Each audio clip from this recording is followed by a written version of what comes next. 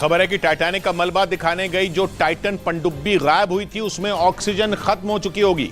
Australia की एक news website ने इसका दावा किया और कहा कि जो पनडुब्बी पिछले 5 दिन से लापता है उसमें ऑक्सीजन नहीं बची होगी, जिसकी वजह से पनडुब्बी में सवार 5 अरबपतियों की जान मुश्किल में फंस गई, क्योंकि जैसे जैसे समय बीत रहा है उनकी जान पर खतरा बढ़ता जा रहा है।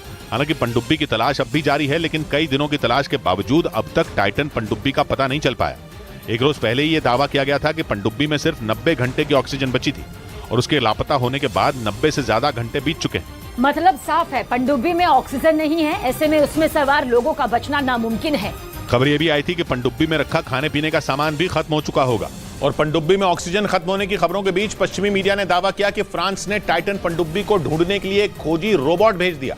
टाइटन पनडुब्बी की तलाश पिछले 5 दिन से की जा रही है, लेकिन अब तक उसका पता नहीं चल पाया। ऐसे में फ्रांस ने अपना एक खास रोबोट समुद्र में भेजा जो टाइटैनिक के मलबे से भी ज्यादा गहराई में जा सकता है। और इस रोबोट का नाम विक्टर 6000 है। पश्चिमी मीडिया के मुताबिक ये रोबोट समुद्र में 20,000 फीट तक की गहराई में जा सकता है, जबकि टाइटैनिक का मलबा 12,500 फीट की गहराई में ही है।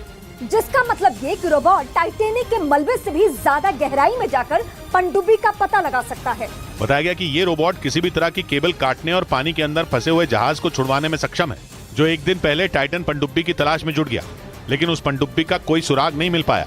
वहीं टाइटन पनडुब्बी की खोज तो जारी है, लेकिन उसका कोई पता नहीं चला और न ही उसमें बंद 5 अरबपतियों का कोई सुराग मिला। चिंता की बात यह है कि सिर्फ 22 फीट लंबी इस पनडुब्बी में सही से न बैठने की जगह है और न ही उठकर चलने की। इसी बीच पनडुब्बी में ऑक्सीजन खत्म होने की भी खबर आ गई और दावा यह किया जा रहा है कि 90 घंटे से ज्यादा का वक्त बीत जाने के बाद अब उनके पास खाना भी नहीं बचा होगा। एक रिपोर्ट के मुताबिक टाइटन पनडुब्बी सिर्फ 22 फीट लंबी और 9 फीट चौड़ी है, जो सिगार की तरह दिखती है। ये इतनी छोटी है कि इसमें लोग उठकर ठीक से चल तक नहीं सकते, इसलिए इसमें 8 घंटे तक का सफर भी मुश्किल हो जाता है। टाइटन पनडुब्बी में एक टॉयलेट भी है, लेकिन बताया गया कि उसका कभी इस्तेमाल ही नहीं किया गया और इसीलिए ये दावा किया गया कि इस छोटी सी पनडुब्बी से जाने का फैसला ही गलत था। हालांकि इस टाइटन पनडुब्बी से पहले भी टाइटैनिक के मलबे तक लोग पहुंच चुके हैं, लेकिन इस बार समंदर में उतरने के बाद से ही ये पनडुब्बी लापता है।